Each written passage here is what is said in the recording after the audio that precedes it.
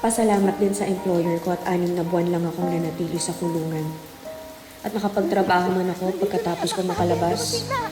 Hindi naging sapat ang ipon namin dahil sa mga utang at bayarin.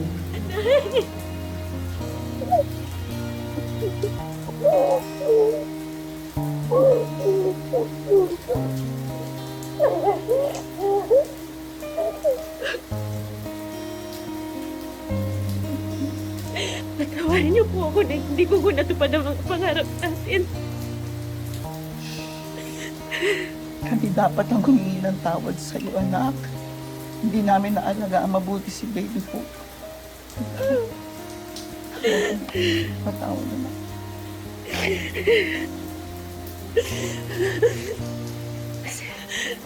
Si tatay. Nasaan mo si tatay? Nandito sa loob. Aaminin ko, muntik na akong mawala ng pag-asa. Kung hindi lang kina tatay at nanay.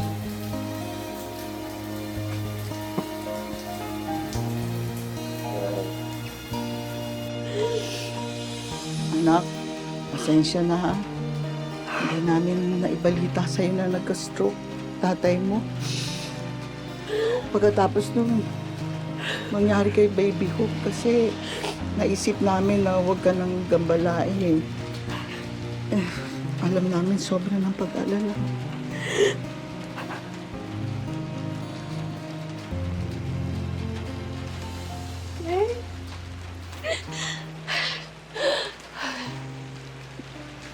Huwag po kayo mag-alala. Magtatrabaho pa din po ako kahit nandito na ako. At huwag na rin pong isipin yung mga gastusin dito sa bahay. Magpagaling lang po kayo. Ipapagamot po kayo kahit sa ospital. Lalaban tayo, tay. Gagawa ako ng paraan. Saan dinala ng tadhana, ngunit sa piling mo, malinaw. Tignan kayo dito. Punta ako sa kusina. Salamat po. Alam kong sobra-sobra na ang naitulong ng pinsan kong si Ate Vivian. Pero wala na akong choice. Kahit sinabi ni nanay na wag na akong lumapit sa kanila, hindi ko matitiis si tatay. Ate Vivian, pasensya ka na. Nangungulit na naman ako. Isabel, ikaw na ba yan? Maraming salamat sa tulong. Tulong? Anong tulong? Kuya Edgar, Edgar, may sinabi ka pa sa kanya? Di ba naghahanap tayo ng katulong? Eh, nag-message sa akin kung si Isabel.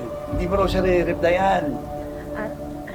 salamat ate. Salamat sa pagtanggap sa akin. Alam niyo naman yung nangyari dun sa anak ko, di ba? Hanggang ngayon nga, naiisip ko pa rin kung...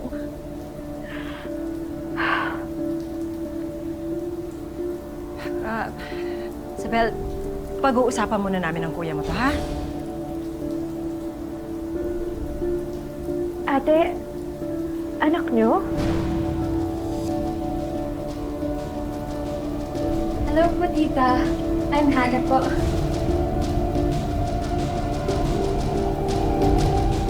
Ang ganda mong bata. Manang-mana ka sa mami mo. Ako nga pala si Isabel. Pinsan ako ng mama mo. Ano? Di ba may lessons ka pa? Umakyat ka na sa kwarto mo ngayon. Ngayon na.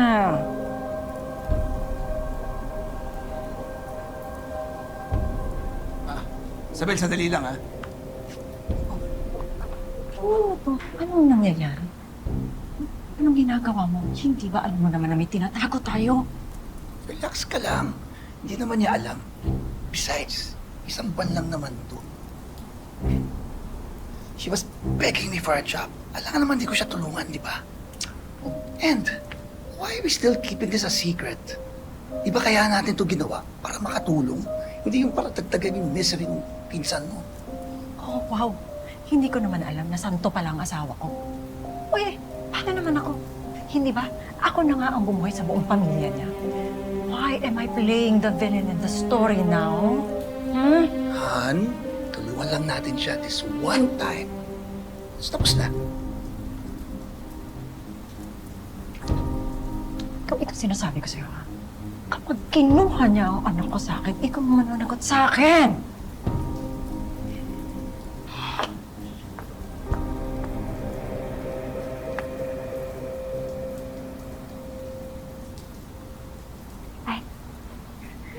Kuya Edgar, salamat ulit ah. Promise, last na to. Okay lang yun. Hindi ka na magsimula.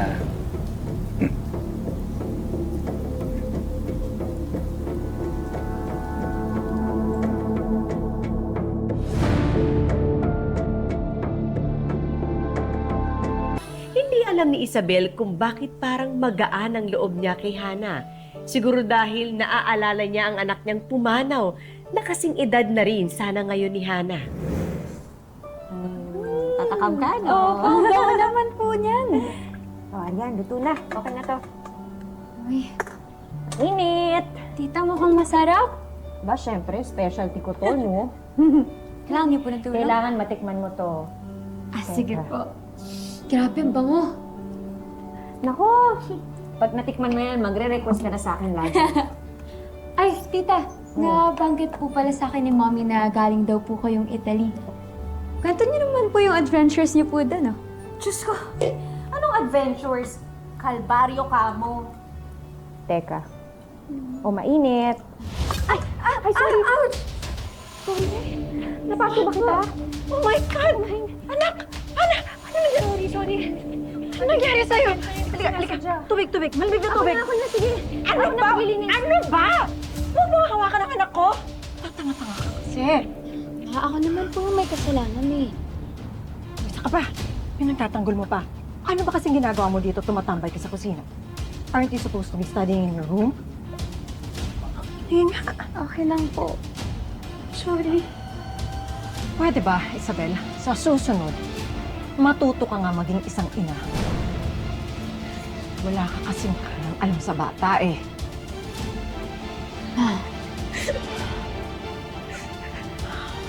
Halika na. Lagyan natin ng gamot sa kwarto. Meron ako. Let's go. Okay lang po talaga. Hindi, alika na.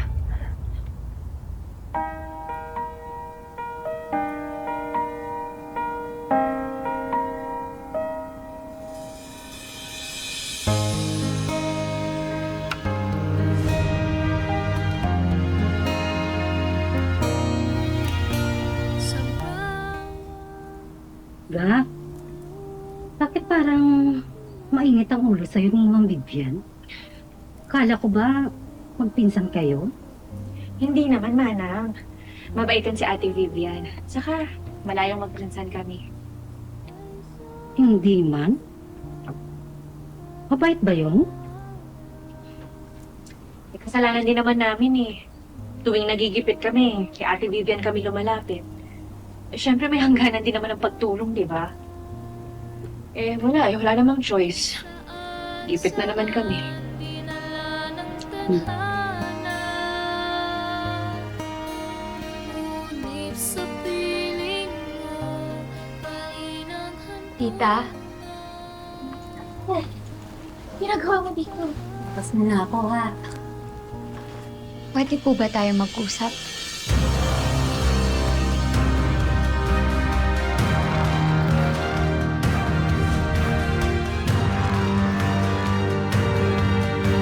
Tita? Ginagawa mo dito? Tapos mo na ako, ha? Pwede po ba tayo mag-usap?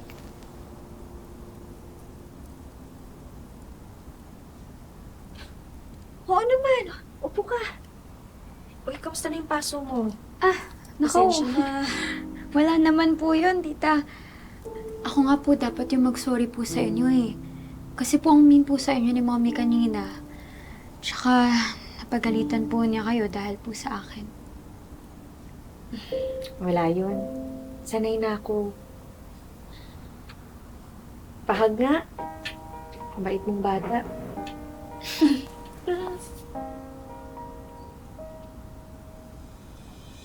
Ang gaan-gaan ng loob ko sa batang ito. maganda nga ang pagpapalaki ni Ate Vivian sa kanya. Tita, ano po pala yung nakalagay dyan sa loob po ng locket ninyo? Ito? Si Baby Hope. Ito ang pangalan niya, nakaborda pa sa bimpo niya. Baby Hope, meet Hannah. Pinsan mo. Hi, Baby Hope! Ang cute-cute naman po niya. Asan na po siya? Wala na siya eh. Siguro kung buhay pa siya, magkasingilid sana kayo. Sorry to hear that po. Okay lang, sanay na ako. Pero, tita, alam niyo po, parang may ganda rin po akong picture ng baby po ako. Parang medyo magkamukha nga po kami. Tingin niya.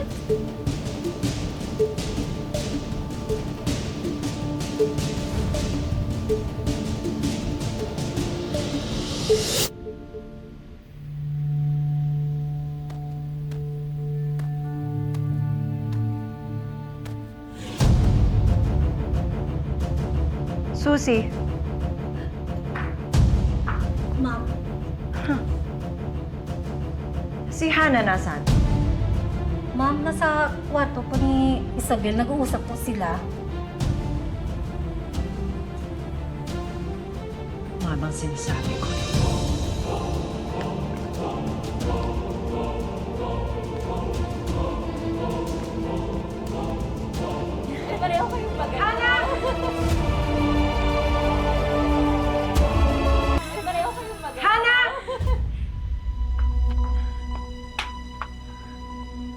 Anong ginagawa mo dito, ha? Gabing-gabi na. Ma, nag-uusap lang naman po kami ni tita eh. Can you not call her tita? Malayong kamag-anak natin yan. She is not family. Ma? Go to your room. I said go to your room Okay, now! fine. I'm going to my room. Oh, kita mo? Natututong sumagot sa akin ang anak ko nang dahil sa'yo, Isabel! Ate Vivian, sorry. Sige na, umakyat ka na sa kwarto mo. Sige na. No, stay. May gusto akong sabihin tungkol kay Isabel. Kailangan mo itong marinig. Nakulong yang si Isabel sa Italy dahil sa pagnanakaw. At halos wala nang gustong kumuha sa kanya because she is not trustworthy.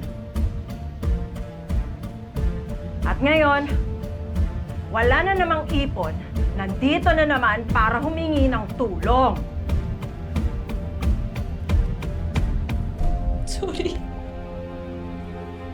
Tita, Sorry, Ate Vivian. tita, totoo po ba? Sorry. Pero, ate ko, ano pa yung utang ng pamilya namin sa inyo? Huwag ka mag-alala, pagtatrabahuhan ko yun. Anong pagtatrabahuhan? Ano sinasabi mo? Pagod na ako, sawang-sawa na ako dyan sa drama mo. You are fired! Ma!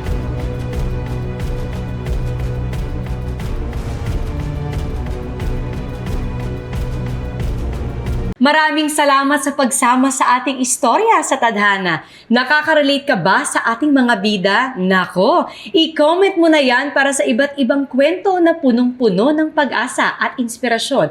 Mag-subscribe na sa GMA Public Affairs at YouTube channel. I-click na rin ang bell button para lagi kang updated sa pinakabagong storya ng Tadhana.